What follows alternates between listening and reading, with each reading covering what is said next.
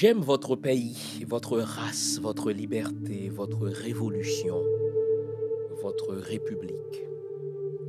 Votre île magnifique et douce plaît à cette heure aux âmes libres. Elle vient de donner un grand exemple. Elle a brisé le despotisme. Elle nous aidera à briser l'esclavage, car la servitude sous toutes ses formes disparaîtra. Poursuivez votre œuvre, vous et vos dignes concitoyens. Haïti est maintenant une lumière. Il est beau que, parmi les flambeaux du progrès, éclairant la route des hommes, on en voit un tenu par la main d'un nègre. Victor Hugo, extrait de la correspondance en exil à Guernesey avec Émilien Heurteloup, rédacteur en chef du Progrès. Jean-Fils Aimé, extrait de mon livre Haïti, miroir d'une société en décomposition avancée, et si l'on recommençait, page 7. Bonjour le monde, bonjour mesdames, bonjour messieurs, caméra et montage Technical Fall Production, microphone Jean-Fils Aimé, bonjour mesdames, bonjour messieurs, bienvenue à cette autre édition de l'émission Lumière sur le monde. Content de vous retrouver en ce deuxième dimanche de l'année 2022. Je tenais à commencer l'émission avec quelque chose de réjouissant. Nous sommes donc au 19e siècle, cette correspondance de Victor Hugo avec un journaliste et un intellectuel haïtien. Et dans cette correspondance, Victor Hugo, l'homme d'État français, l'homme de lettres, mais surtout l'homme d'État, nous livrait sa perception d'Haïti, comment Haïti était perçu comme un flambeau. Haïti était perçu comme un phare, un pays porteur de lumière. Eh bien, c'est ce que nous sommes. C'est vrai que les dernières années, c'est-à-dire la gestion de l'héritage de la Révolution 1804 a été bâclée, mais en nous-mêmes, nous sommes un peuple porteur de lumière. Et lorsque ça va mal dans le présent, lorsque l'actualité tente à nous décourager, nous devons nous rappeler qui nous sommes. Et en ceci, l'histoire est une grande école pour nous les Haïtiens. Alors, c'est dans cet esprit que je vous souhaite à vous tous et à vous toutes une bonne année 2022. Quand je vous souhaite une bonne année 2022, je ne le dis point dans un esprit superstitieux. Je ne pense pas que l'année 2022 soit en soi quelque chose de différent de l'année 2021. Le temps, disait Einstein, est une vue de l'esprit. Qu'on parle de 2022, 2021, 2020, au fait, c'est une façon par l'humain d'appréhender son milieu. L'espace-temps n'est qu'une vue de l'esprit. Toutefois, si l'on veut que 2022 soit véritablement différente de 2021 en termes d'année, c'est nous qui devons améliorer les choses. Les problèmes sont créés par des humains et les solutions doivent être aussi inventées par des humains. Et donc, je vous souhaite à vous, comme individu, le meilleur de vous-même. D'abord, la santé. Je vous souhaite d'aller chercher le meilleur de vous-même pour faire en sorte que 2021 vous apporte ce qu'il a de meilleur. Et collectivement, en tant qu'Haïtiens, en tant que Noirs, en tant qu'humains, je nous souhaite une bonne année 2022. Non pas que 2022 soit en elle-même porteuse de meilleures choses, non. Je nous souhaite de faire advenir en 2022 ce qu'il y a de meilleur en nous, de telle sorte que nous allions chercher ce qu'il y a de meilleur dans la vie. À mes compatriotes, à mes frères et sœurs haïtiens, je souhaite donc une excellente année 2022.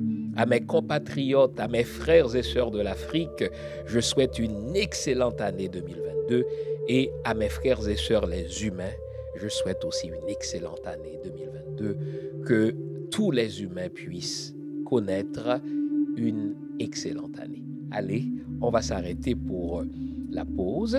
À ce stade-ci, je vais vous inviter à vous offrir une bonne tasse de thé, une bonne tasse de café. Aujourd'hui, nous allons voir ce que nous réservera l'année 2022.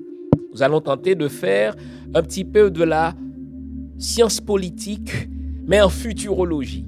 Essayons, à partir des données dont nous disposons aujourd'hui, essayons d'anticiper ce que nous réservera l'année 2022. Et nous allons dire les vraies affaires, comme d'habitude. Restez là, je vous reviens après la pause, c'est promis. À tout à l'heure. Vous l'aurez remarqué, on a changé notre site web. Sur le site web, vous trouverez plusieurs onglets. L'onglet Accueil vous souhaite la bienvenue et tout de suite après, vous tombez sur l'onglet Biographie. Alors là, vous avez une idée des études que j'ai faites. Ensuite, vous avez l'onglet Boutique. Dans l'onglet Boutique, vous trouverez mes livres. Jusqu'à présent, j'en ai écrit 14. Toujours dans la boutique, vous aurez aussi accès au type de formation que j'offre, soit à des individus ou à des entreprises. Vous avez aussi l'onglet événements. À l'onglet événements, on vous dit ce que je fais, où je le fais et quand je le fais. Comme ça, si je présente une conférence quelque part, si je donne une formation quelque part, vous le savez. Mais ça, c'est à venir. À l'onglet articles, vous avez accès à quelques-uns des articles que j'ai fait paraître sur moult sujets.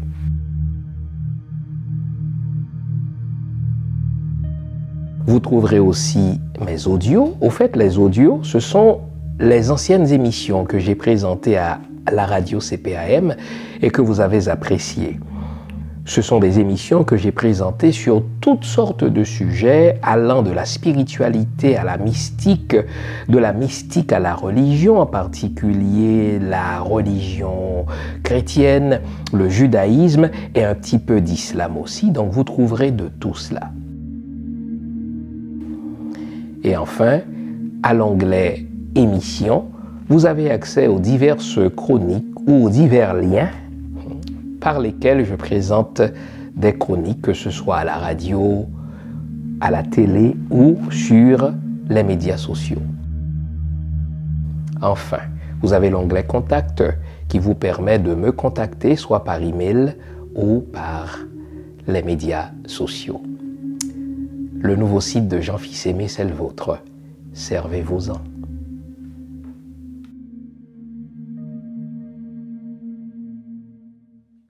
Avant la pause, on s'était promis de réfléchir en tant qu'analyste sur ce que nous réserve l'année 2022 en tant qu'Haïtiens. Et encore une fois, nos frères et sœurs africains le savent bien, quand on parle d'Haïti, c'est un beau laboratoire pour essayer de comprendre ce qui se fait ailleurs dans les autres pays noirs. Et c'est pour cela qu'Haïti, à tous les égards, demeure une lumière. Haïti est un phare.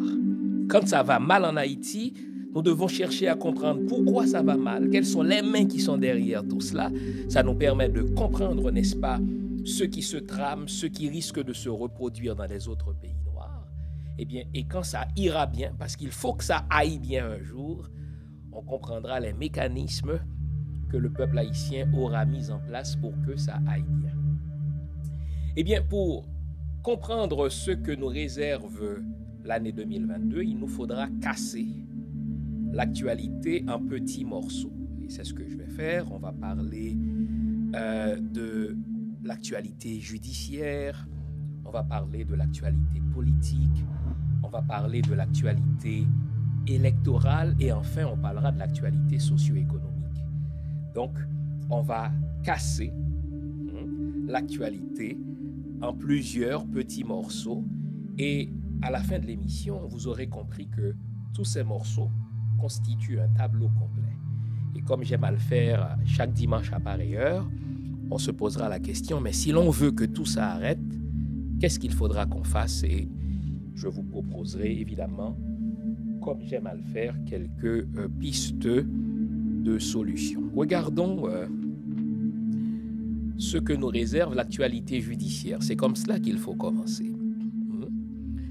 depuis les 6 derniers mois, nous sommes le 9 aujourd'hui, donc il y a 2 jours, c'était le 6e mois depuis l'assassinat du président Jovenel Moïse. Donc l'actualité judiciaire, l'actualité politique, l'actualité socio-économique est teintée par cet assassinat. C'est un gros morceau parce que depuis plus de 100 ans, aucun chef d'État n'a été assassiné en Haïti. Donc on nous replonge dans ce mélodrame. Et donc c'est un gros morceau. Ce n'est pas une banale affaire. Et pour nous éviter de comprendre l'affaire, la doctrine Pasqua, dont je vous ai souvent parlé, on nous crée des affaires dans l'affaire, une deuxième affaire dans l'affaire, une troisième affaire dans l'affaire, et on fait le pari qu'à la 4e affaire, plus personne ne comprendra rien à l'affaire. Et moi, je vous avais fait la promesse de tenir l'affaire vivante sur la conscience des peuples pour qu'on cesse de nous rouler dans la farine, pour qu'on cesse de nous traiter comme des imbéciles. Alors regardons ce que l'actualité judiciaire nous réserve. Eh bien, l'année a commencé avec une nouvelle potentiellement grosse dans l'actualité judiciaire. Un militaire colombien répondant au nom de Mario Antonio Palacios, 43 ans, un officier de l'armée colombienne, du moins c'est un officier à la retraite, qui est considéré comme l'un des cerveaux dans ce processus qui a conduit à l'assassinat de Jovenel Moïse, accepte de collaborer avec les autorités américaines. Je dis c'est une nouvelle potentiellement intéressante. Et suivez avec moi tout le sens de l'adverbe potentiellement. En soi, c'est une banalité qu'un assassin présumé accepte de collaborer avec des forces policières. Cela se voit tous les jours. C'est tous les jours que des assassins présumés acceptent de se mettre à table, comme on dit, c'est-à-dire acceptent de livrer certaines informations. C'est pour cela que je dis c'est une nouvelle banale, mais potentiellement intéressante. Je vais vous aider à comprendre, n'est-ce pas, toute la richesse potentielle d'une telle prise. Dès les premiers jours qui ont suivi l'assassinat du président Jovenel Moïse, le nom de Palacios circulait comme l'un des policiers, l'un des hommes armés qui ont fait partie de l'équipe Delta. Il faut encore une fois expliquer ce langage. Quand il y a une opération aussi importante, aussi signifiante que celle qui s'est déroulée, qui a conduit à l'assassinat du président Jovenel Moïse, en général, il y a plusieurs équipes. Il y a une équipe A, qui est au fait l'équipe d'élite. Généralement, c'est l'équipe qui seule sait la véritable mission. Il y a une équipe B. L'équipe B, c'est l'équipe qui est là un petit peu en renfort pour créer de la diversion. Elle n'est pas nécessairement au courant de la véritable mission. Et il y a au fait une équipe C qu'on appelle les decoys. C'est des gens qui sont là plus pour faire du camouflage et ils ne sont pas nécessairement au courant de la véritable mission. Voilà pourquoi, je l'ai dit, dès le 7 juillet dernier ou dans les jours qui ont suivi, eh bien, la plupart de ces Colombiens qu'on a arrêtés, eh bien, sont arrivés en Haïti avec pour mission de sécuriser, si vous voulez, des hauts fonctionnaires de l'État haïtien. Je les crois. Parce que quand il y a une mission de telle envergure, il y a de ces hommes, n'est-ce pas, qu'on embauche pour les bonnes raisons. Ce sont là des militaires à la retraite, donc des gendarmes, des professionnels d'armes. Et depuis, n'est-ce pas, les années 2003-2004, les Américains nous ont habitués à une certaine privatisation de la sécurité. On a vu cela même en Irak, n'est-ce pas? Lorsque les Américains ont saccagé, ont détruit l'armée de Saddam Hussein, eh bien, ils ont confié la sécurité de l'Irak à des compagnies privées formées généralement d'anciens militaires. Donc, cette privatisation de la sécurité est mise en place depuis les années 2004 et ça se voit dans tous les pays. Dans des pays faibles, j'entends. Vous n'allez pas voir, n'est-ce pas, d'anciens militaires être engagés aux États-Unis, sauf dans des cas rares, pour assurer la sécurité, n'est-ce pas, d'officiels américains. En général, c'est le service ou les services de sécurité du pays qui s'en occupent. Mais dans des pays à état faible, eh bien, il est courant de voir, n'est-ce pas, une privatisation de la sécurité des officiels de l'armée par des étrangers, des gens qui ont déjà pratiqué le métier des armes. Eh bien, dans l'équipe C, on retrouve des Colombiens qui ont été embauchés, qui ont été recrutés et payés pour sécuriser, n'est-ce pas, les officiels de l'État haïtien. Et il faut les croire pour quelques-uns. Vous avez aussi des membres de l'équipe B. Ceux-là, ils sont au courant d'une autre mission. C'est ainsi qu'on leur disait qu'ils étaient là pour arrêter le président. On leur disait que le président est probablement impliqué dans une affaire de drogue. Eh bien, nous allons vous engager pour le mettre aux arrêts. Et c'est pas pour rien que dans la vidéo que nous avons vue, dans l'audio que nous avons entendu, vous avez vu ou entendu des gens crier le nom de la DIA. Ils ont effectivement porté l'uniforme de la DIA car beaucoup d'entre eux ont été payés pour mettre aux arrêts le président qui serait impliqué dans une affaire de drogue, comme quoi on les a fait croire qu'ils travaillaient pour la DIA. D'autant qu'effectivement, il y a au moins 2 parmi ces hommes-là qui sont d'anciens employés de la DIA. La DIA elle-même le reconnaît. Et vous avez l'équipe A. L'équipe A, c'est l'équipe d'élite. En général, c'est une poignée de gendarmes, une poignée de professionnels d'armes qui, eux seuls, sont au courant de la véritable mission.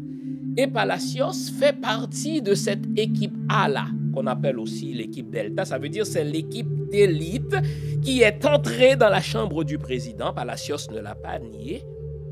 Et lui-même, Palacios, est celui qui a pris la photo du cadavre. C'est important quand vous avez reçu pour mission d'éliminer, de supprimer un colis, c'est le langage, eh bien, vous devez avoir une preuve matérielle de cela si vous voulez être payé. Parce que, généralement, on vous paye une certaine partie, 50%, 75%, et l'autre partie doit vous être versée sur présentation de preuves matérielles que la mission a été accomplie. Eh bien, ce Palacio, Mario Antonio Palacios est celui qui est entré dans la chambre du président, sûrement accompagné de 2 ou 3 autres.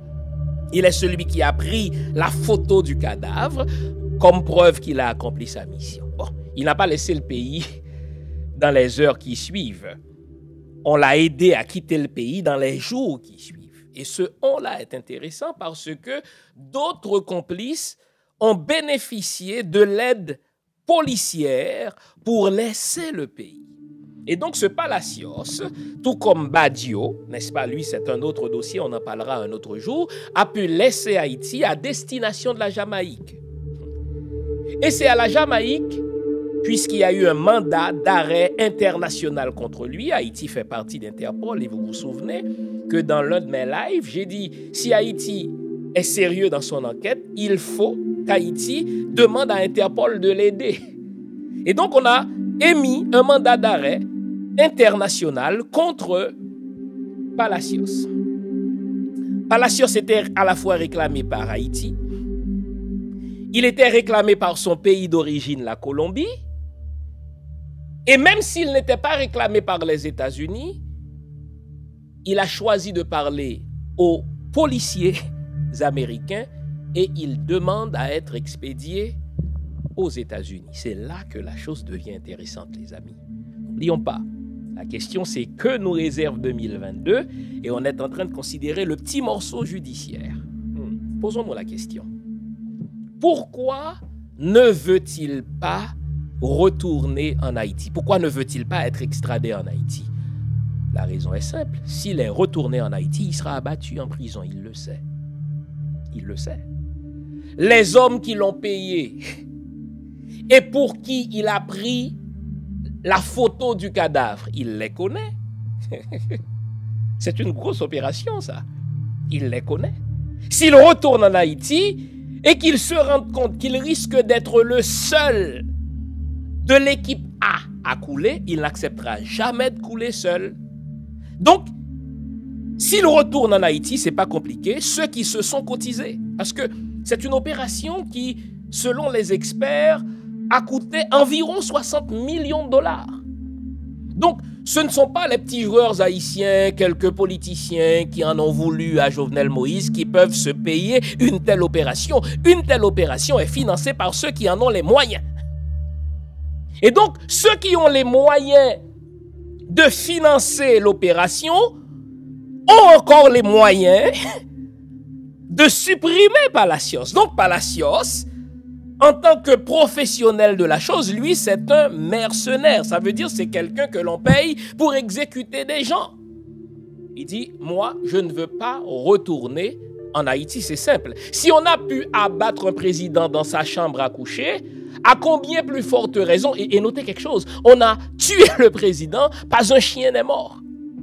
Je parlais dernièrement à son fils et je sais que c'est ce qui fait le plus mal à son fils. Il m'a dit, Monsieur Fils-Aimé, mon père est mort comme un chien. Mon père est mort comme quelqu'un qui n'a jamais rien fait dans la vie et je le comprends.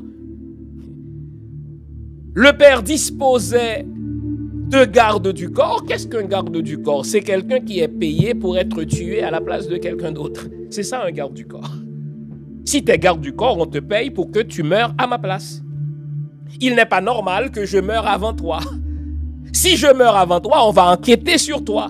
Or, le président de la République disposait d'un cordon de sécurité et il y avait plusieurs postes de sécurité par lesquels il fallait passer avant d'accéder à la chambre à coucher du président. On a accédé à la chambre à coucher du président, pas un chien n'a aboyé.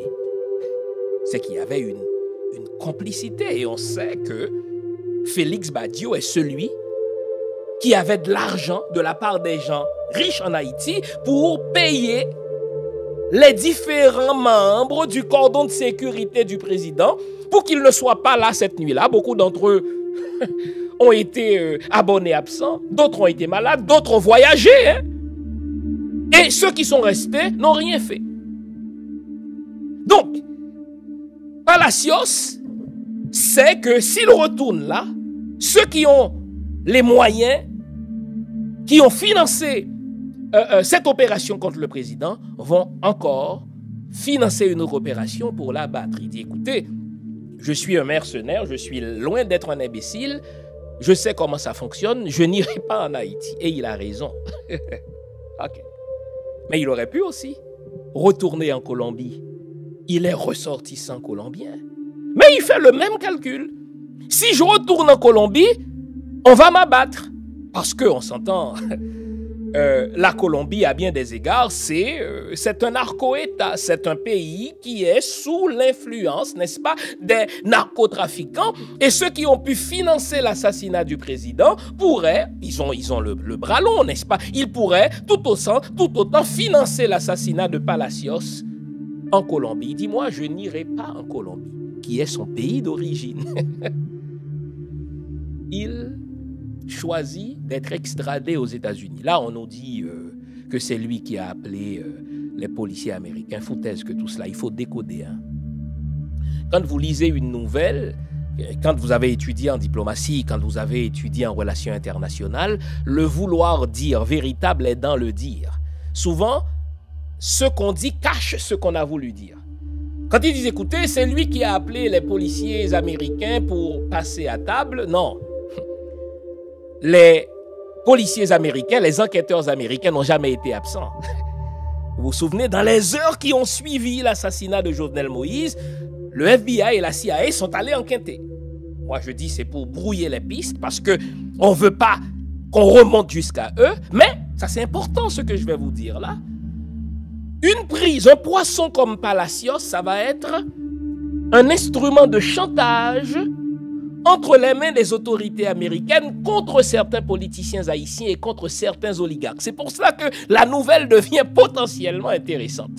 On ne va jamais dire que ce sont les policiers américains, c'est-à-dire les enquêteurs américains, la CIA, le FBI, qui sont allés parler à Palacios et qui l'ont convaincu de se rendre, n'est-ce pas, aux États-Unis. C'est plus beau de dire que c'est lui qui a choisi. Ça, Ça, c'est pour les enfants, ça, les amis. Pour vous et moi qui sommes des adultes, nous savons que, avec ce qui se passe en Haïti, eh bien, les autorités américaines ont besoin de Palacios. Pourquoi les autorités américaines ont besoin de Palacios? Vous allez voir. Comme dans un film, de temps en temps, on va choisir certains médias comme CNN, on va choisir certains médias comme le Washington Post, des médias qui sont proches de l'équipe démocrate en place. Et on va accouler comme ça une information dans le public. Dans quel but? Dans le but de créer des affaires dans des affaires, mais dans le but aussi d'intimider certains politiciens ou certains oligarques qui seraient tentés de ne pas suivre le script tel que l'oncle Sam l'a écrit. Voilà pourquoi on nous dit que Palacios a fait un affidavit. L'affidavit était scellé dans un premier temps. Un affidavit, c'est une déclaration solennelle dans laquelle on dit sa propre version. Et Palacios dit, moi, je préfère parler aux autorités américaines et je veux être extradé aux États-Unis. Mais, vous savez, le diable fait toujours une œuvre qui le trompe.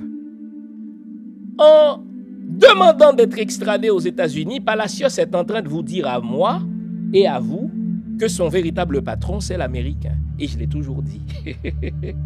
Ce que vous devez savoir, la Colombie, c'est le pays dans lequel les États-Unis d'Amérique préparent toutes les opérations de déstabilisation de la région. Et vous notez aussi, les amis, que la plupart de ces hommes-là sont d'anciens militaires colombiens qui sont entraînés par l'armée américaine.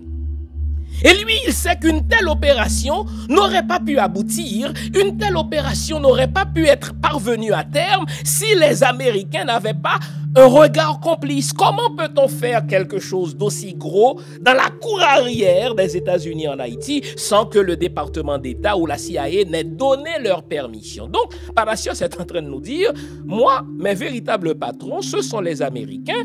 Je préfère m'en ouvrir à eux, mais au moins je ne serai pas assassiné. Ce disant, si vous comparez la législation colombienne, la législation haïtienne et la législation américaine en matière de crimes dont on accuse Palacios, il sait qu'il risque de passer tout le reste de sa vie en prison. Mais ce n'est pas grave. Il dit, moi je préfère rester en dedans,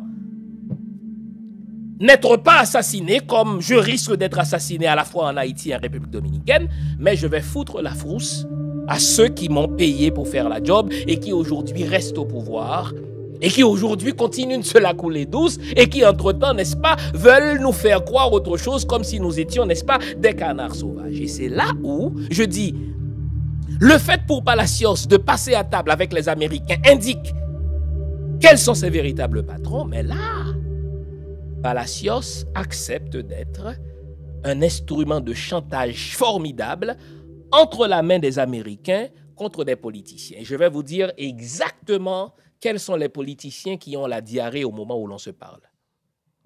Le premier qui a la diarrhée au moment où l'on se parle, c'est Michel Martelly. Et vous notez que dans les nouvelles qu'on a lues dans les dernières semaines, à chaque fois on le vise, Michel Martelly. Il est devenu une tête brûlée. Et c'est ça, les amis, les politiciens doivent le retenir. Quand vous acceptez d'être utilisé par, n'est-ce pas, l'impérium, quand vous acceptez d'être utilisé par le pouvoir absolu des Américains, quand ce pouvoir-là n'a plus besoin de vous, il vous jette comme une vieille chaussette. On s'est servi de Jovenel Moïse pour, si vous voulez, faire un pied de nez au Venezuela. On s'est servi de Jovenel Moïse pour faire un pied de nez à d'autres pays parce que Jovenel Moïse a suivi l'exemple de Michel Martelly et de René Préval. Il s'est dit, si je suis soumis et servile aux mains des Américains, ils vont me soutenir jusqu'au bout. Mais à un moment donné, Jovenel Moïse était devenu un canard boiteux. On l'a laissé se faire abattre. Et là, Palacios sera un instrument d'intimidation contre Michel Martelly. Je vous avais suggéré ceci. Cette nouvelle qui est sortie dans le Miami Herald, qui est sortie dans le New York Times, et qui veut que Jovenel Moïse ait été assassiné par le beau-frère, n'est-ce pas, de Michel Martelly, qui est trempé dans la drogue, etc. Et on a rappelé les déclarations de Michel Martelly, les déclarations de la femme de Michel Martelly. Tout ceci est un avertissement qu'on lance à Michel Martelly. Quel est cet avertissement? On a dit à Michel Martelly, on vous a choisi pour être président il y a 5 ans, vous nous avez rendu de grands services, Mais maintenant, vous êtes une tête brûlée, vous ne serez pas candidat. Le pouvoir est si euphorique, le pouvoir est si exaltant que Michel Martelly ne l'accepte pas encore. Il continue à s'agiter pour être candidat et là, on sort des nouvelles contre lui. On dit, écoutez là, si vous continuez à vous agiter comme ça, on risque de vous faire mal. Et vous notez que cet article-là, soi-disant l'enquête de cette journaliste Abi Tabib, n'est-ce pas, dans ces grands journaux américains, dans ce journal-là, on a dit, mais Kiko Saint-Rémy, le beau-frère du président, à la résidence américaine, pourquoi on ne l'arrête pas? Michel Martelly réside en Floride, pourquoi on ne l'arrête pas? Vous notez ce qu'on est en train de lui dire? Il dit, écoutez là, ce sont les journaux qui suggèrent qu'on vous arrête. Si vous continuez à vous agiter, malgré le fait qu'on vous a dit on ne vous veut pas cette fois-ci comme président, eh bien, on va sortir une déclaration de Palacios, très scriptée, dans laquelle Palacios risquera de dire que ce sont les hommes de Michel Martelly qui m'ont demandé d'assassiner le président. Il peut même dire que Michel Martelly m'a rencontré 2 ou 3 fois, à tort ou à raison, et là, il est brûlé. Non seulement Palacios sera un outil d'intimidation, un outil de chantage pour faire taire certains politiciens, mais également pour faire taire certains oligarques. Parce qu'on a beau créer des affaires dans l'affaire, il faut qu'il y ait une enquête. Et avec le fils du président qui vient d'embaucher un cabinet d'avocats au Canada, il y aura une suite à cette affaire. On ne pourra pas, si vous voulez, demander à un cabinet d'avocats au Canada spécialisé dans le droit international, spécialisé dans les questions de droits de l'homme, de se taire comme cela. Donc, on est en train déjà de préparer une mise en scène pour livrer des noms. Et Palacios va donner des noms. Et en livrant ces noms-là, on sera en train de dire à ceux qui sont intéressés à l'enquête, mais voici les véritables commanditaires de l'assassinat de Jovenel Moïse. Mais les autorités policières vont faire tout cela pour éviter qu'on remonte jusqu'au département d'État. Je persiste et signe en vous disant qu'un tel assassinat n'aurait pas été possible si le département d'État, si les services secrets des États-Unis, si les services de renseignement n'étaient pas dans le coup, les amis. Donc, Palacios, c'est une arme à double tranchant pour emmerder les politiciens dont on ne veut plus et qui continuent à croire en un certain avenir politique et pour emmerder des oligarques. Et je vous le dis là, tous ceux qui ont trempé de près et de loin dans cette affaire ont peur maintenant. Pas seulement Michel Martelly. Le FBI et la CIA ont fourni aux autorités haïtiennes les preuves des transactions bancaires qui ont été opérées pour payer les hommes de Palacios. Parce qu'il y a eu cotisation. Vous vous souvenez que je vous avais dit, celui-ci avait mis un 12 000, celui-là avait mis un 10 000, un autre avait mis un 20 000. Eh bien, cet argent-là, il a transité sur des comptes. Et là, le FBI et la CIA ont remis les copies de ces transactions-là. Qu'est-ce qu'on est en train de dire, les amis? On est en train de dire aux oligarques, quelques-uns d'entre vous vont tomber. On est en train de dire à ceux qui ont trempé dans cette affaire, quelques-uns d'entre vous vont tomber, car pour passer à autre chose et maintenir le système, c'est ce que les Américains veulent. Pour passer à autre chose, nous donner l'impression d'une certaine enquête, mais maintenir le système en place, il faut livrer quelques poissons. On a arrêté quelques petits Colombiens, quelques Haïtiens, etc.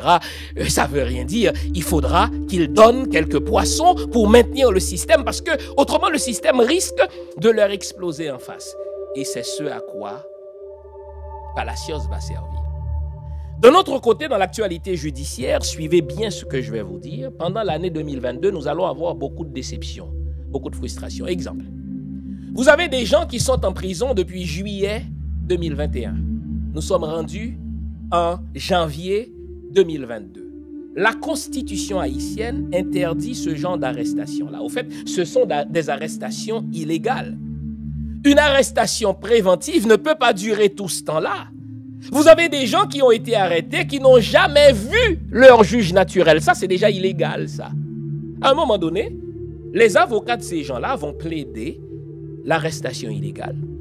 Ils vont plaider détention inhumaine. Et vous savez quoi?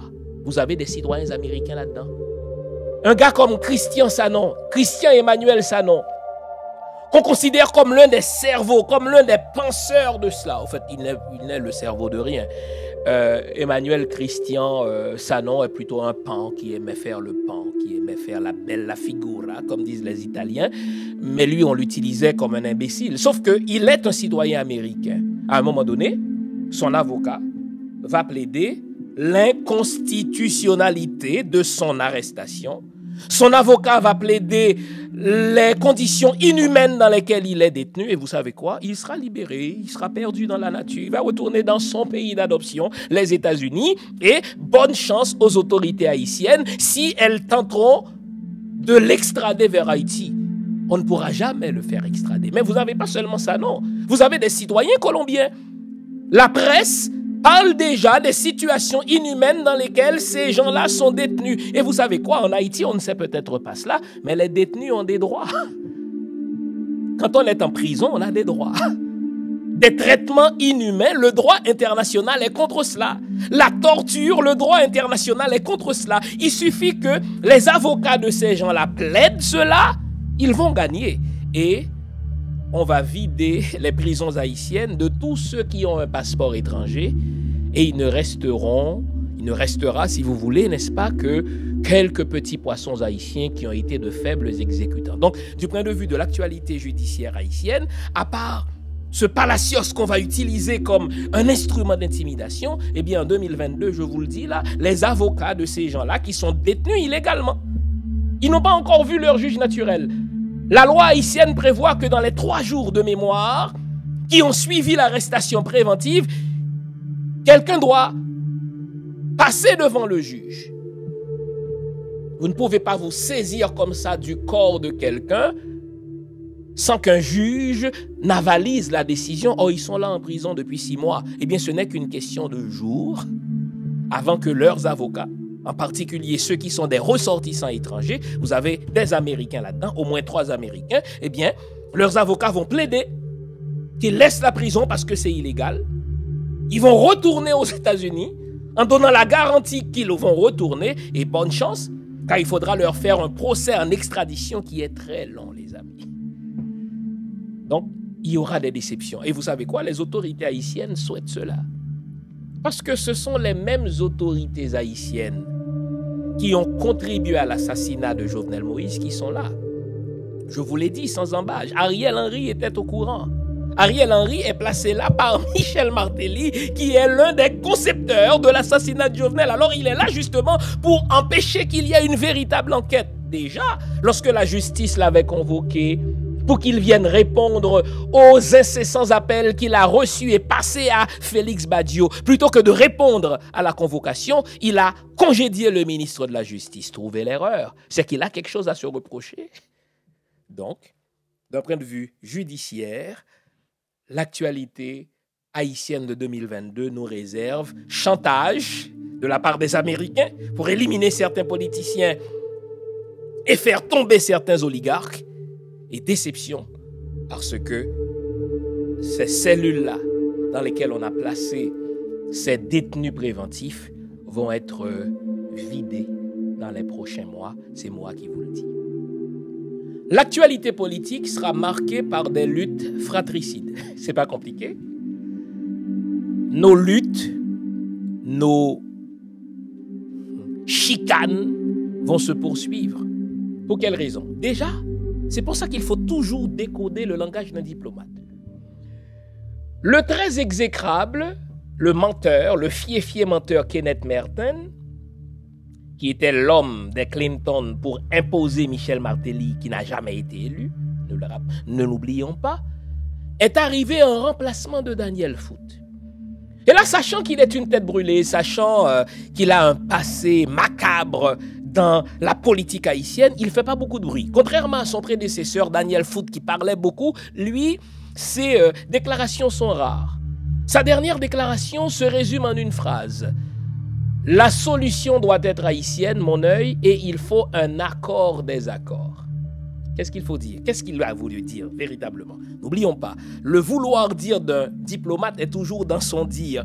Il faut faire l'herméneutique, il faut faire l'exégèse du dire d'un diplomate pour savoir ce qu'il a véritablement voulu dire. Ce que Merton est en train de nous dire, c'est que au final, les Américains vont être l'arbitre de tous ces foutus accords qu'on a. Vous notez, il y a 1001 accords. Vous avez une proposition de sortie de crise des universités, entre autres. Vous avez une proposition de sortie de crise de ce qui reste du Sénat. Vous avez une proposition de sortie de crise du secteur populaire et démocratique. Eux, c'est une gang de malpropres et d'affamés et de chômeurs. Tout ce qu'il a voulu, tout ce qu'ils ont voulu, c'était d'avoir une job. Et on l'a vu avec André Michel. Lui, ce qu'il a voulu, c'était d'avoir 2 ou 3 postes ministériels et quelques directions de douane pour, si vous voulez, regarnir leur poche. Là, c'est tout. Vous avez l'accord de Montana, qui est très sérieux. Et précisément parce qu'il est sérieux, c'est pour ça que les Américains ne l'accepteront jamais. Et c'est pour cela, hein. Plus une proposition est sérieuse, moins les Américains ne l'accepteront. Plus une proposition est haïtienne, moins les Américains vont l'accepter. Plus une proposition semble aller chercher un consensus, plus les Américains vont la boycotter. Vous notez que parmi les accords dont je vous ai parlé, l'accord qui semble faire un certain consensus, et donc par son consensus qui semble, n'est-ce pas, jouir d'une certaine légitimité, c'est l'accord Montana. Mais vous notez que les Américains vont tout faire pour le noyer. Déjà, il y a cette rencontre en Louisiane dans les prochains jours. Que vise cette rencontre en Louisiane dans les prochains jours? Trouver un accord, des accords. Mais déjà, dans l'accord, des accords qu'on veut trouver, on invite Lambert Joseph. Joseph Lambert, c'est probablement le grand architecte des politiques publiques des gouvernements de PHTK. Lorsque Joseph Martelly dilapidait les fonds de Petro-Caribé, Joseph Lambert n'était pas seulement au Sénat dans un premier temps, il a été fait grand conseiller avec rang de ministre auprès de Michel Martelly. Donc, toutes les politiques de dilapidation, n'est-ce pas, de PHTK, Joseph Lambert les a conçues et il était présent. Maintenant, à la rencontre de Louisiane, on convoque Joseph Lambert. Mais il y a un non-sens. On ne peut pas résoudre un problème avec ceux qui l'ont créé, le problème.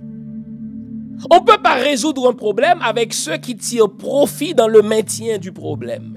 Autre invité insolite, c'est Ariel Henry. Et quel est le but d'Ariel Henry, qui est l'homme de Michel Martelly, qui est à la fois président et premier ministre, et son rôle, c'est de maintenir, si vous voulez, le statu quo pour qu'il n'y ait pas de véritables enquêtes. Et à Louisiane, on le convoque encore une fois, là. Qu'est-ce qu'on veut faire? On veut noyer la solution haïtienne. Et les gens sont de bonne foi. Il faut trouver une solution haïtienne. Entre-temps, l'oncle Sam ne semble rien dire. Qu'est-ce qui va se passer? Puisque malheureusement, je dis bien malheureusement, mais il faut avoir l'intégrité intellectuelle de le reconnaître. Nous les Haïtiens, nous sommes de mauvais coucheurs. Nous sommes des jusqu'au-boutistes. Pam pi bon. Si c'est pas moi que fait, li pas bon. Si c'est pas moi que pense, li pas bon. Si c'est pas moi que dit, li pas bon. Si c'est pas moi qui écrit, li pas bon. Si c'est pas un mime, li pas bon. On va se retrouver avec 10 000 accords. Chacun va vouloir son accord. Mais il n'y aura que des désaccords. Et puisqu'il n'y a pas de force d'arbitrage en Haïti, la Cour de cassation ne fonctionne pas. Dans tout autre pays, la Cour de cassation aurait son mot à dire dans cette transition. Puisque la justice ne fonctionne pas, puisque on n'a pas d'armée, parce que dans un autre pays, l'armée serait intervenue et aurait arbitré la situation. On n'a pas d'armée. Qu'est-ce qui va se passer selon vous? Les Américains vont arbitrer. Et c'est pour ça que Merton a dit il faut un accord, des accords. Kenneth Merton se frotte les mains. Il connaît bien la nature des Haïtiens. Il sait que nous sommes des extrémistes et que nous tenons à ce que ce soit notre idée qui passe. Il sait qu'il nous manque un chromosome, le chromosome des compromis. Il sait qu'il nous manque, n'est-ce pas, un autre gène. Quel est ce gène? Le gène du consensus. Nous ne sommes pas un peuple de consensus, nous ne sommes pas un peuple de compromis. Chacun va vouloir tirer le couvercle de son bord. À la fin de guerre lasse, vous savez ce qui va se passer? Chaque promoteur de chacun de ces accords va cogner à la porte de l'ambassade américaine. Parce qu'ils savent que si l'ambassade américaine ne dit pas son mot, aucun accord ne passera. Et là, Kenneth Merten va nous faire un accord à la négraille. Qu'est-ce qu'un accord à la négraille? On va donner des postes à des politiciens haïtiens. C'est tout ce qu'ils veulent. Ils veulent faire leur petit tour de ministre. Pourquoi leur petit tour de ministre? Pour avoir un peu d'argent. On va fermer les yeux sur leur corruption, car l'objectif des Américains, il est double. Avoir des élections le plus vite que possible, maintenir le système et faire oublier l'assassinat de Jovenel. Et vous allez voir, c'est vers ça qu'on s'en va en 2022. On va nous laisser nous chamailler. On va nous laisser nous chicaner. Je disais à un ami très impliqué dans l'accord Montana, il dit, ah Jean, mais vous savez, là, on est presque rendu au choix du président. J'ai dit, bravo. Très bien. Il y a 2 noms qui circulent. Mais lorsque vous aurez choisi le président, la question c'est, comment vous allez faire pour mettre en place le président? Vous pensez qu'Ariel Henry, qui a le soutien des Américains, va laisser le palais comme ça et vous laisser le pouvoir? Voyons donc, les amis. Quand je vois mes amis de l'accord Montana, j'ai des réserves par rapport à l'accord Montana. En particulier, je pense que dans cet accord, on veut qu'on a en élection dans 2 ou 3 ans. Non, le pays est à ce point à terre qu'il faut prendre plus de temps. C'est l'une de mes réserves et elle est fondamentale, cette réserve. Je ne boycotte pas l'accord Montana. Je dis, ok, les gens ont mis le temps, ils sont de bonne foi. Let's wait and see. Mais quand je pense à l'accord Montana, vous savez à quoi je pense en réalité? Est-ce que vous connaissez cette fable des souris qui étaient tannées de se faire manger par le chat? Alors, il y a eu un congrès des souris. Une espèce de congrès comme la rencontre en Louisiane. Là. Et les souris ont eu la brillante idée d'aller mettre une clochette au cou du chat. Ils disent, écoutez, c'est pas compliqué, le chat marche à pas feutrés, mais si on met une clochette au cou du chat, lorsqu'il va arriver, on va le savoir, on ira se cacher. Waouh, quelle brillante idée! Et vers la toute fin de la convention, une petite souris a posé la question, mais qui ira mettre la clochette au cou du chat? C'est ça la question. On peut bien dire qu'il y aura une clochette au cou du chat et qu'à chaque fois que le chat va arriver, on va le savoir, mais la souris qui ira lui mettre la clochette, elle va se faire bouffer. Résultat, la clochette ne sera pas mise au cou du chat. Eh bien, c'est exactement ce qui se passe. Vous aurez beau choisir votre président, machin, 44 personnes bien pensantes, je vous applaudis sincèrement parce que, waouh, c'est pas courant dans l'histoire d'Haïti de voir des gens, waouh, travailler comme ça en vue d'un accord. Mais à la toute fin, qui ira déloger Ariel Henry du palais? Vous pensez qu'Ariel Henry, d'ailleurs, il vous a donné une démonstration qu'il se prend pour un chef. Un chef mon cul, mais il se prend pour un chef. Les Gonaïviens ont dit, ne mettez pas le pied chez nous le 1er janvier. Les autres chefs d'État n'ont pas osé. Lui, pour prouver qu'il est chef, il est allé. Et par la suite, il a fait courir le bruit qu'il a été victime d'une tentative d'assassinat. Qu'est-ce qu'il est en train de vous dire? Il est une victime lui aussi, comme Jovenel Moïse. Sauf qu'il était plus chanceux. Alors là, vous pensez pouvoir déloger Ariel Henry. Lorsque vous aurez choisi votre président, vous aurez encore besoin d'un arbitre. Et je vous le donne en 1000, qui va être cet arbitre? Les Américains. Et les Américains vont choisir quelqu'un qui fait leur affaire, quelqu'un qui a des squelettes dans le placard. C'est toujours des gens qui ont des squelettes dans le placard que les Américains choisissent. Des gens qui ont un passé dans la drogue, des gens qui ont un passé dans la corruption, des gens qui ont des choses à se reprocher. Les Américains le savent. Et puis ils vont dire, nous savons ça, mais nous allons quand même vous choisir. C'est pour que vous puissiez nous être serviles et fidèles. Et donc les Américains vont trancher, ils vont nous faire un gouvernement à la négraille. Et ils vont nous précipiter dans des élections. Et là, ils vont nous foutre un autre con, comme par le passé. D'où mon 3e point. Regardons l'actualité électorale. Vous vous demandez où trouver mes livres? Simple, sur mon site, prioritairement. www.jeanfils-aimé.com. Vous avez accès à tout ce que j'ai écrit. Où que vous vous trouviez dans le monde, nous livrons partout où c'est possible. Vous pouvez aussi avoir accès à mes livres par Amazon.ca. C'est un excellent cadeau à se faire ou à faire aux autres. Servez-vous-en. Que nous réserve l'actualité électorale? Car l'année 2022 risque d'être une année électorale. Je connais la communauté internationale. On peut contourner ça. Je vous dirai vers la fin ce qu'on peut faire. Mais regardons la chose en face. Faisons de la réelle politique. Je connais cette foutue communauté internationale, en particulier les Américains. Ils voudront qu'au 7 février 2023, il y ait un président élu. Et donc, ils vont nous emmerder avec l'actualité électorale pendant l'année 2022. Je vais vous citer des noms et je vais vous poser une question. Si je vous demandais qu'est-ce que Martine Moïse, qu'est-ce que Michel Martelly, qu'est-ce que Moïse Jean-Charles, qu'est-ce que Laurent Lamorte, qu'est-ce que Claude Joseph ont en commun? Qu'est-ce que vous allez me répondre? Je vais reprendre les noms. Suivez ces noms-là et je vais vous dire 2 ou 3 phrases sur chacun de ces noms-là. Si je vous demandais, qu'est-ce que Martine Moïse, Michel Martelly, Moïse Jean-Charles, Laurent Lamothe et Claude Joseph ont en commun une chose. Ils ont chacun reçu une promesse du département d'État. Écrivez ça. Martine Moïse a reçu une promesse là. Je vous le dis là. J'étais le premier à vous dire, et cela dès le 7 juillet dernier, que Martine Moïse serait candidate à la présidence. Ça, c'est le script qu'on écrit pour les nègres. Quand on assassine un président, pour faire oublier l'assassinat du président, pour faire oublier l'aspect crapuleux de l'assassinat, vous savez ce qu'on fait? On promet la présidence à son fils ou à sa femme. Chers amis, soyons sérieux là. Disons les vraies affaires.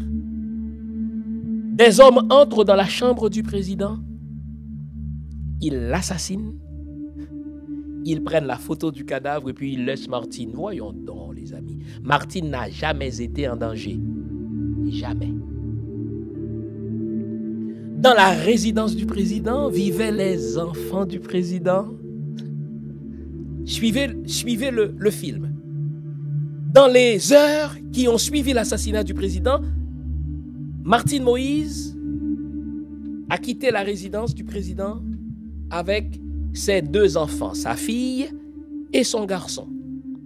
En cours de route, la fille de Martine Moïse s'est souvenue qu'elle a oublié son ordinateur à la maison. Savez-vous ce que Martine Moïse a fait? Martine Moïse a demandé à son chauffeur de retourner à la maison parce que ma petite fille a oublié son ordinateur. Voyons donc les amis. Voyons donc. On vient de cribler de balles votre mari. Vous-même, vous prétendez avoir été en danger. Tout à coup, vous vous souvenez que votre petite fille a oublié son ordinateur pour jouer à quel jeu déjà là?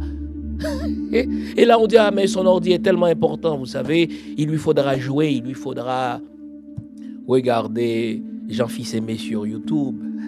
Et là, on va aller chercher l'ordinateur. Mais non, les amis, je vous le dis, je vous regarde en face pour vous le dire. Vous notez comment ma pensée a évolué?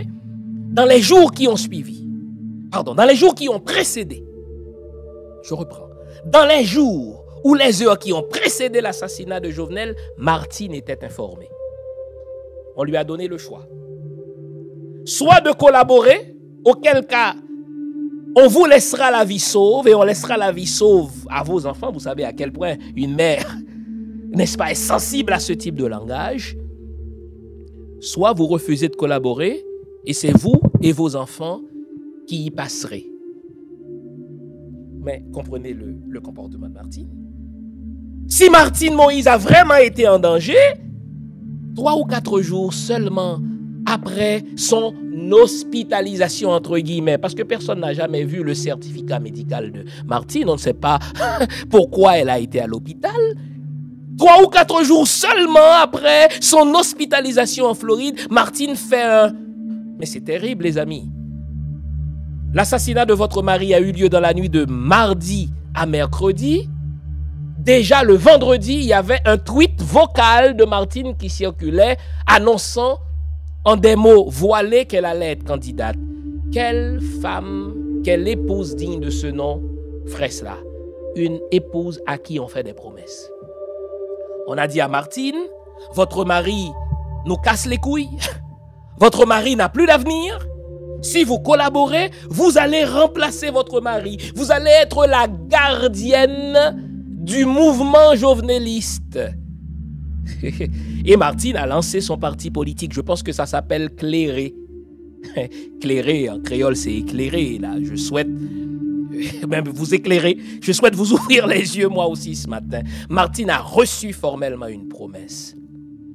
Si vous suivez notre script, vous serez présidente.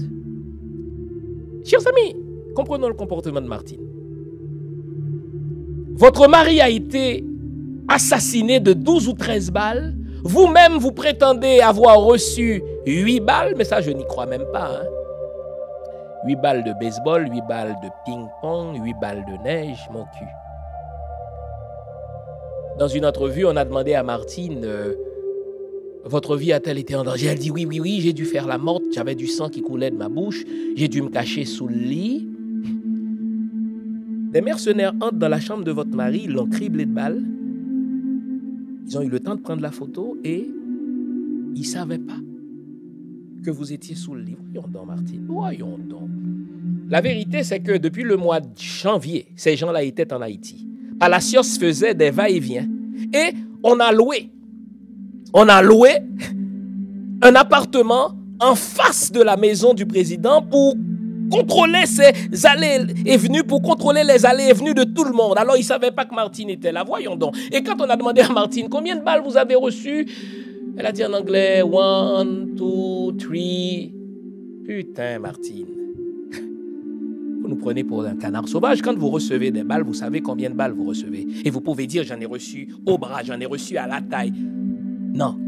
Les balles que Martine a reçues, elle a sûrement reçu 2, c'est ce qu'on appelle des balles amies.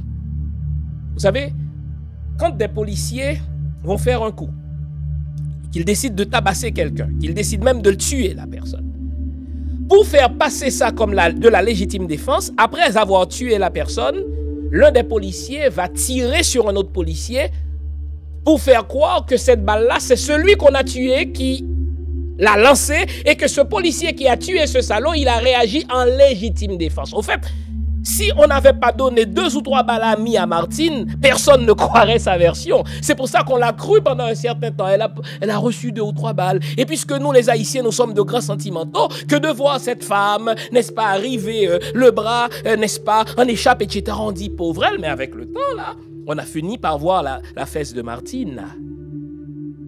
Elle a menti. Martine est une grosse menteuse. On lui a fait une promesse. Et vous savez quoi? On va la défaire d'ici aux élections. Déjà, si vous regardez bien, il joue un jeu aigre-doux avec Martine. On lui fait une promesse, ça nous le savons, mais à chaque fois qu'elle va donner une entrevue, on ne la prépare pas. Elle dit une connerie, et puis on finit par voir que sa robe est cousue de fil rouge. Waouh! Et là, vers la fin, on va dire à Martine, retire-toi.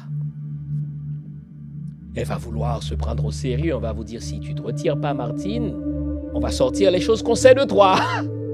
Et tu te rappelles qu'on t'avait dit, soit tu collabores, tu auras la vie sauve et tes enfants aussi, soit alors, tu redeviendras une cible pour nous. Mais vous notez que Martine n'est même pas en danger en Haïti. Martine est celle qui fait campagne partout maintenant. Elle a de l'argent. Si c'est quelqu'un qui a déjà été en danger, véritablement, vous pensez qu'elle serait retournée là? Voyons donc, les amis. Michel Martelly, maintenant. Michel Martelly, aïe, c'est le dindon de la farce. Il a servi les Américains servilement. Il a donné plein de contrats aux frères de Clinton. Et on lui a permis de s'enrichir.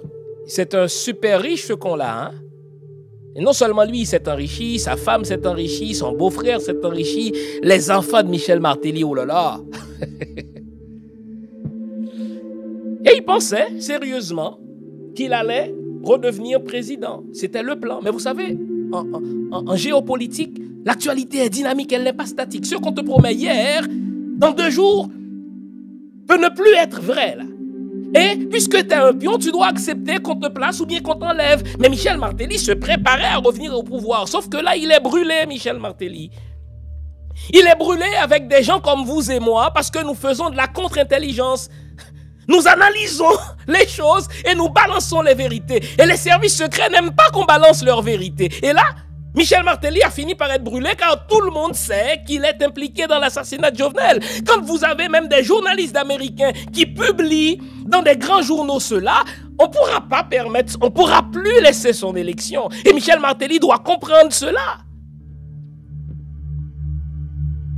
Et vous allez voir, si les menaces se font persistantes, les chantages, les intimidations, Michel Martelly va trouver un beau prétexte pour ne pas être candidat et il va soutenir quelqu'un. Mais s'il demeure candidat, vous allez lire des articles de plus en plus menaçants et à chaque fois son nom va sortir, si bien que il n'aura aucun espoir pour lui de revenir président. Lui là, il est brûlé. Moïse Jean-Charles. Ah, Moïse Jean-Charles. Vous savez, les Américains piègent toujours les nègres de la même manière, indépendamment de votre niveau d'instruction. Vous allez voir, Moïse Jean-Charles n'est pas un homme de grande instruction. Claude Joseph est un docteur, un homme de grande instruction, mais on les piège de la même manière parce qu'ils se comportent précisément comme les Américains anticipent qu'ils allaient se comporter. L'Américain fait le pari suivant, pas seulement l'Américain, le Français. Il dit, si je viens voir cet homme et que je lui promette en tant qu'ambassadeur, en tant que quelqu'un qui travaille au Quai d'Orsay, pour la France ou bien au département d'État, nous croyons tellement aux Blancs que nous allons mettre toute notre méfiance de côté pour le croire. Et quand l'Américain va faire une promesse à un politicien haïtien, il n'envoie jamais un autre noir. Parce que nous sommes méfiants entre nous. Mais quand c'est le Blanc, ben là, c'est le Blanc qui me le dit. Et vous notez que chaque candidat haïtien a un Blanc. Une fois, j'étais à l'aéroport.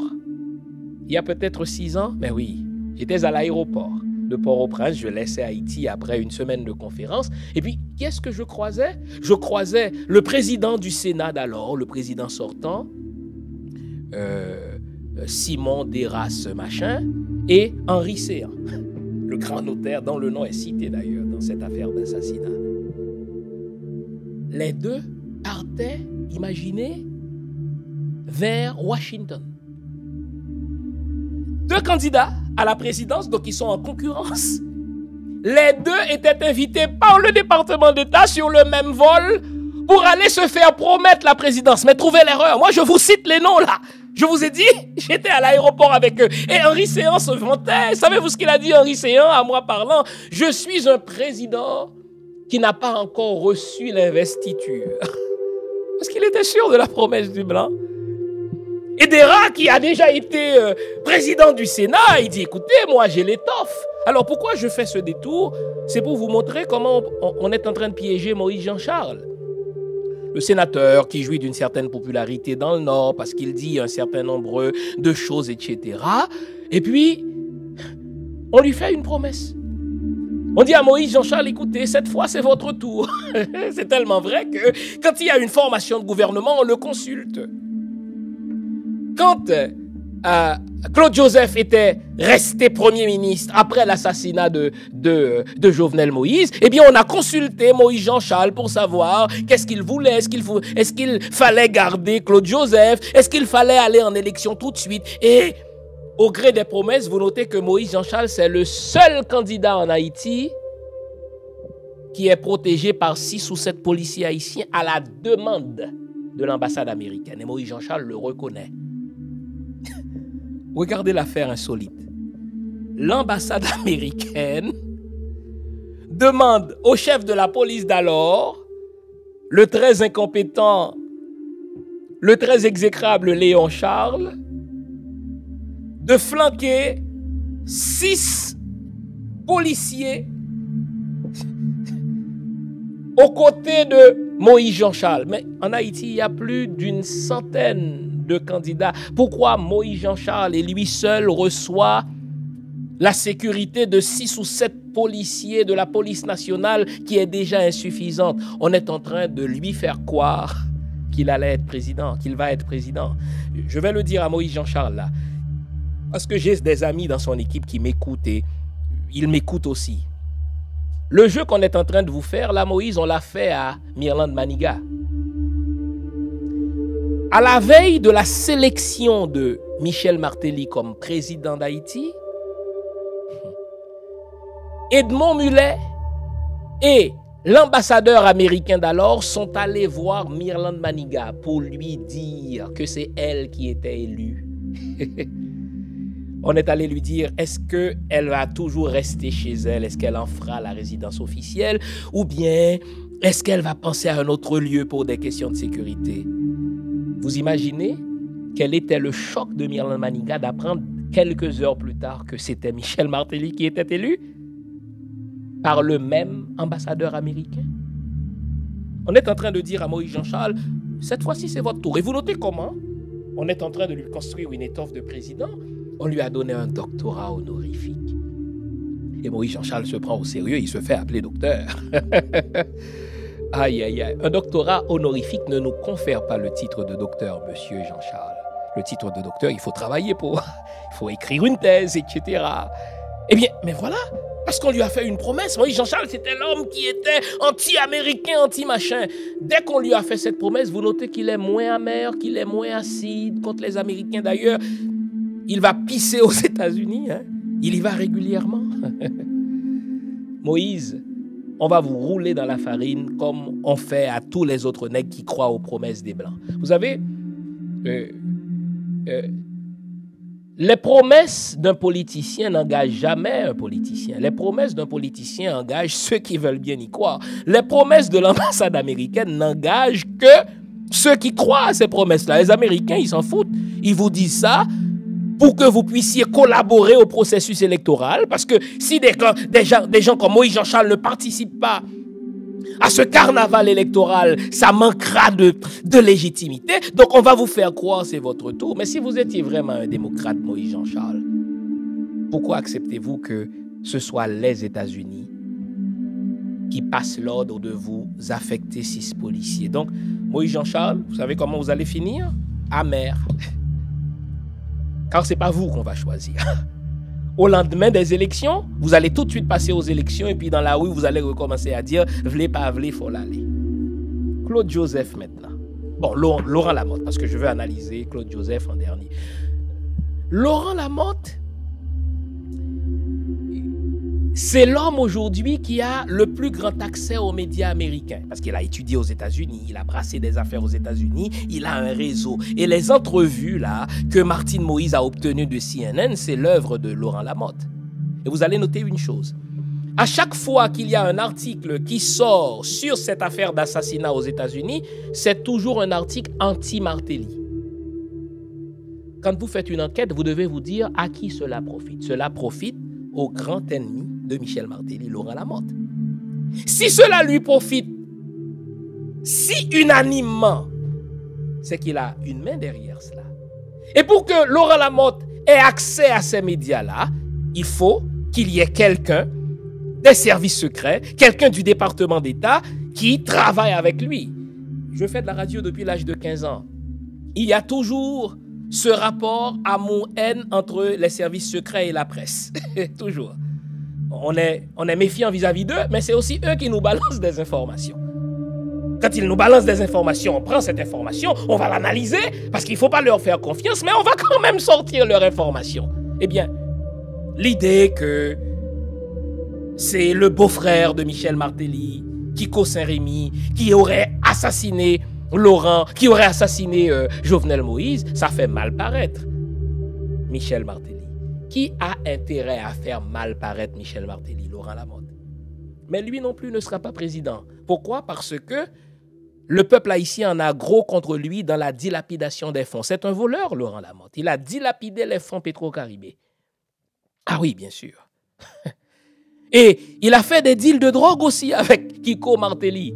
Et l'un des litiges entre Kiko Saint-Rémy et lui, c'est que dans des deals entre Kiko Saint-Rémy, eh bien, il doit quelque chose comme 300 000 $ à Kiko Saint-Rémy. Mais pire, le peuple haïtien en a contre lui. Savez-vous pourquoi? Il a pris de l'argent pour construire 25 stades en Haïti. Et vous savez, ces stades-là existent en un seul endroit, dans la tête de Laurent Lamotte. Il continue à dire, mais oui, je les ai construits.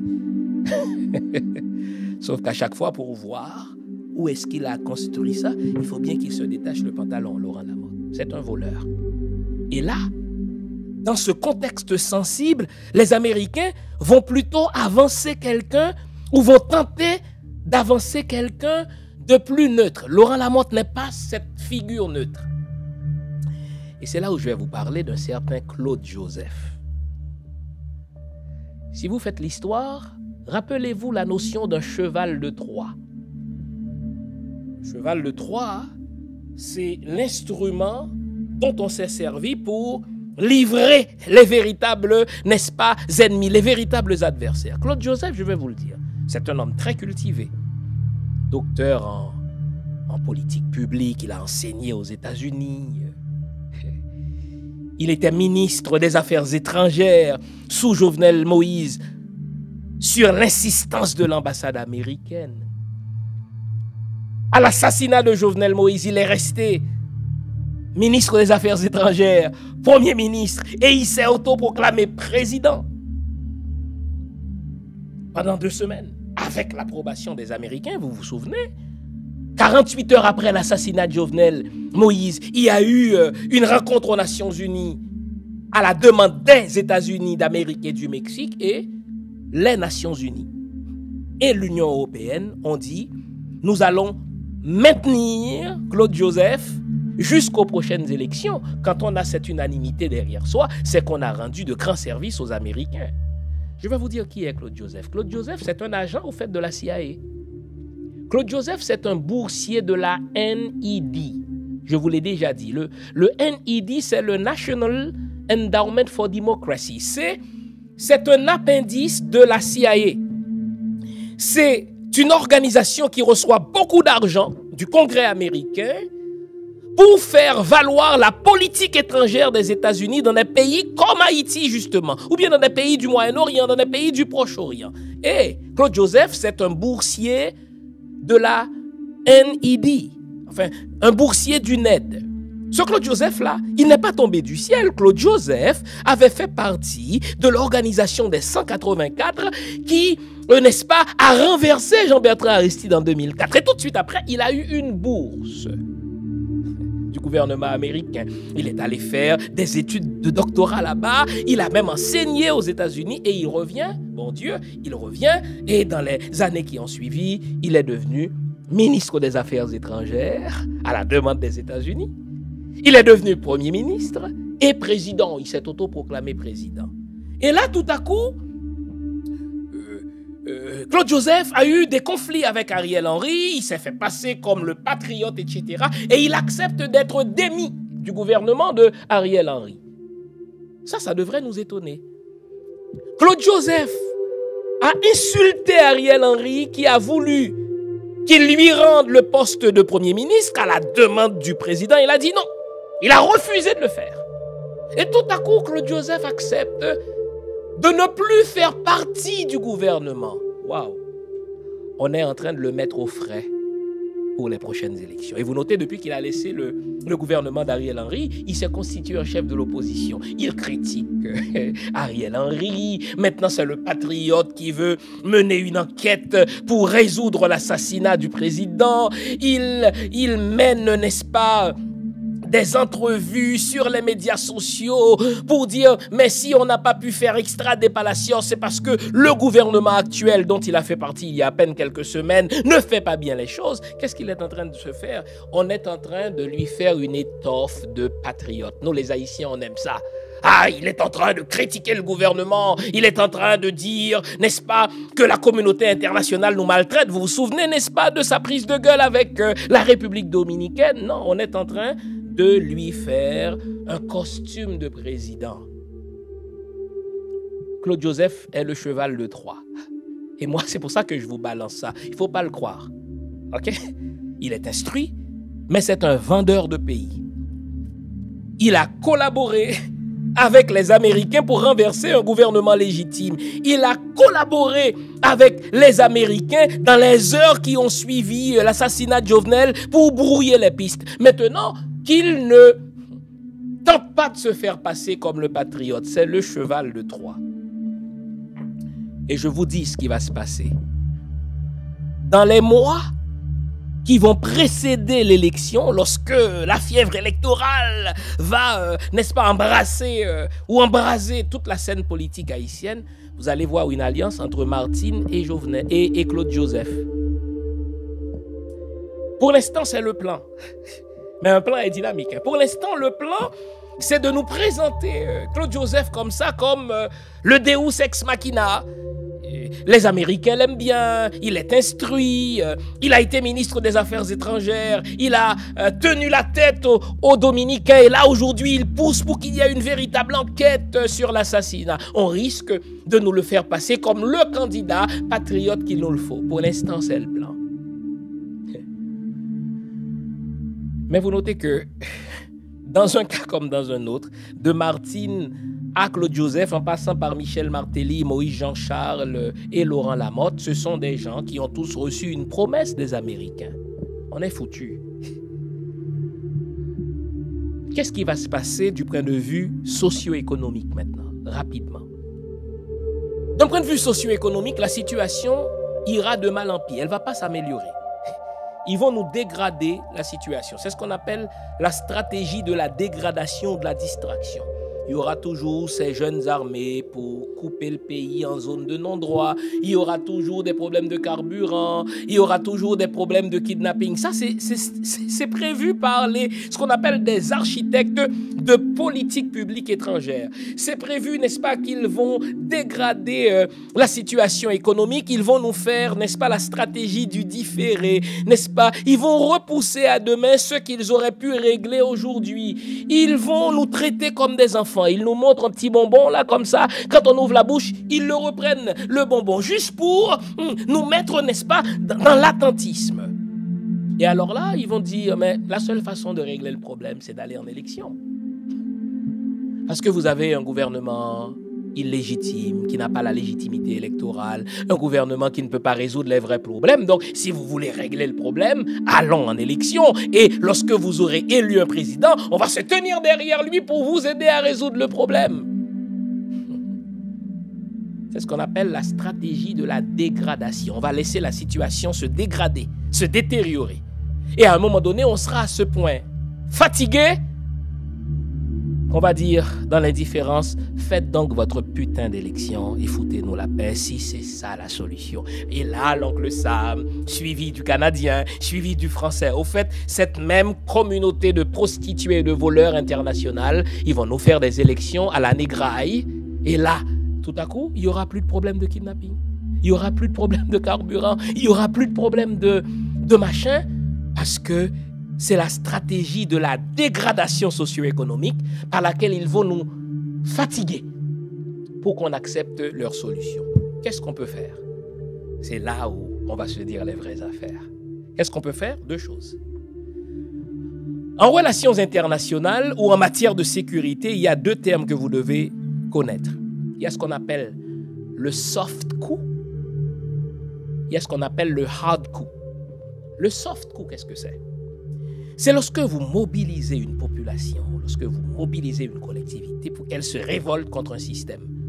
On a vu ça lors des révolutions du printemps arabe. Les Américains étaient présents sur le terrain. Ils ont travaillé les gens pour renverser les régimes dont ils ne voulaient pas. On appelle ça un soft coup. C'est-à-dire, coup comme dans coup d'État, plutôt que d'envoyer des gens qui prennent des armes et qui renversent un gouvernement, on travaille des influenceurs dans la population pour que cette population-là arrive à dire basta. Il nous faut travailler la population haïtienne. Vous savez, en ce moment, il y a un décalage. Il y a une distance presque abyssale entre les influenceurs et la population haïtienne.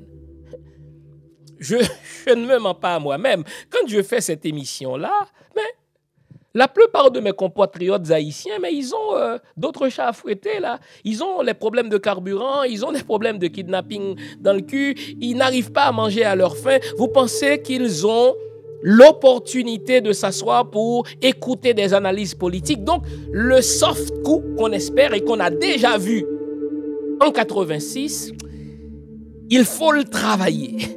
Il n'est pas immédiat. Il y a ce qu'on appelle aussi un hard coup. Qu'est-ce qu'un hard coup? On l'a vu.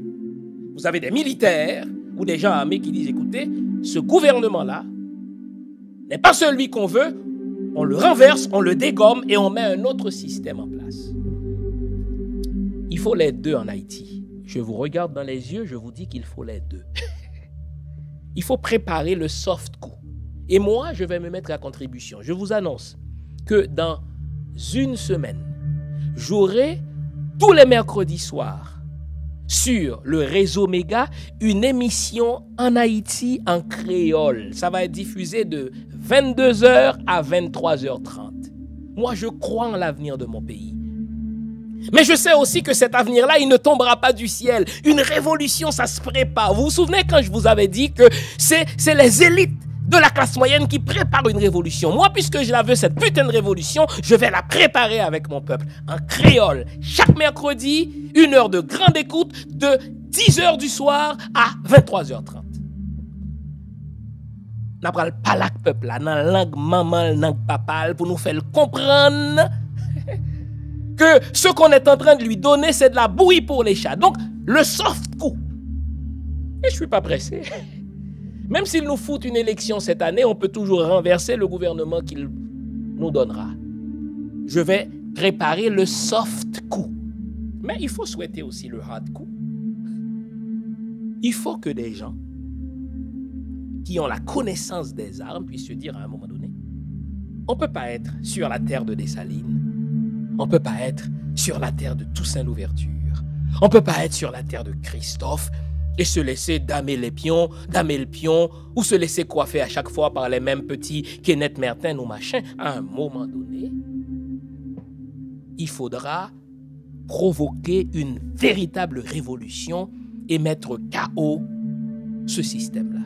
Ça s'appelle foutre un coup de pied dans le chaos.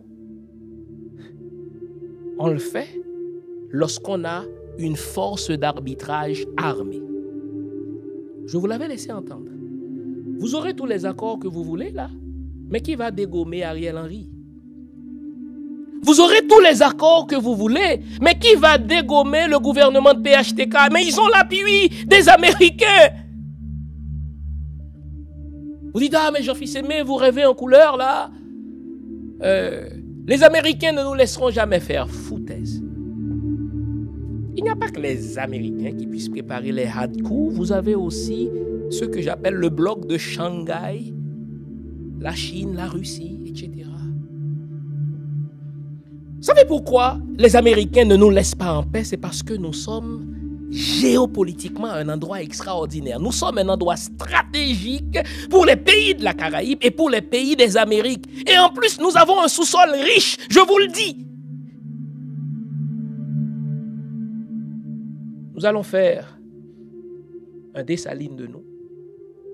Nous allons faire un Toussaint Louverture de nous et commencer à penser en termes de soft coup et de hard coup. Ce que eux savent, nous le savons aussi. C'est pas vrai que ce sont tous les Haïtiens formés qui accepteront une petite promesse du département d'État pour être chef d'État. Non.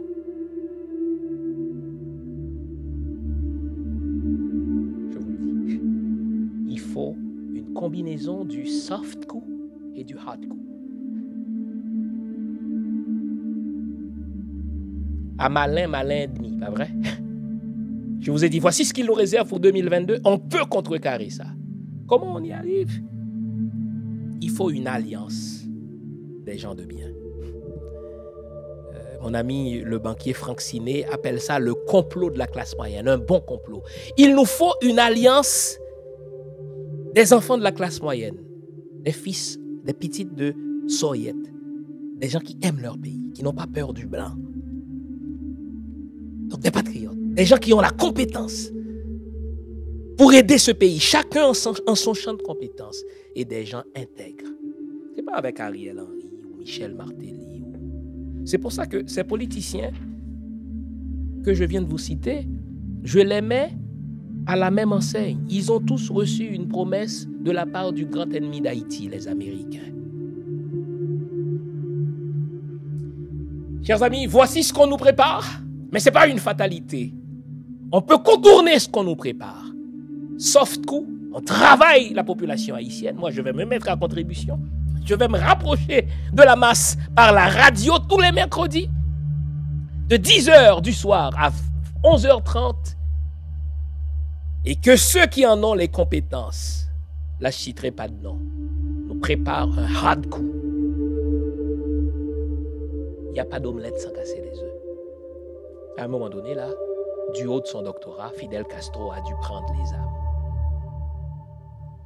Je termine. Le meilleur exemple que vous... Je suis historien, je ne suis pas historien pour rien. Le meilleur exemple, ce sont les talibans. Les talibans ont fait une judicieuse combinaison du soft coup et du hard coup. En Afghanistan. Soft coup, c'est la population afghane qui soutient les talibans. Quand c'est toute la population afghane qui soutient les talibans, eh bien les Américains, avec leurs drones, avec toutes leurs saloperies, là, ils quittent la queue sous le ventre. Parce qu'à un moment donné, chaque Afghan était devenu un ennemi pour les Américains. Et vous savez quoi? Les Américains ont peur de mourir. C'est leur faiblesse. À chaque fois qu'il y a le cercueil d'un soldat américain qui retourne aux États-Unis, le président américain perd des votes. Alors là, il ne veut pas voir un soldat américain mourir.